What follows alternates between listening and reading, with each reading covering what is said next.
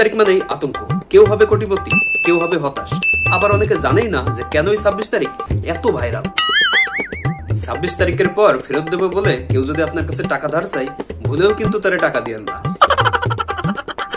এত এত বড় লোকসের ভিড়ে অনেকে আবার ভাবছে যৌবনের প্রথম ভুল ছিল হামস্টার কম্বাটে অ্যাকাউন্ট না খোলা।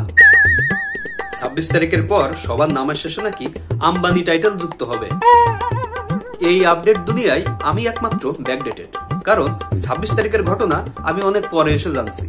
আর এখনো যদি কেউ না জেনে থাকেন, সে অবশ্যই কচু গাছে গলায় দড়ি দেবেন।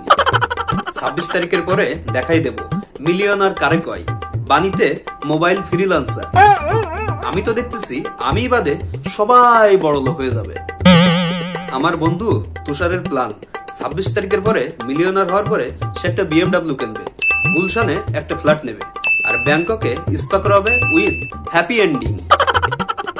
এদিকে হামস্টার কম্বাট তাদের হিসাব দিচ্ছে যে $1 হামস্টার কয়েন সমান 0.000 রুকো যারা সবার করো 0.00026 বাংলাদেশি পয়সা।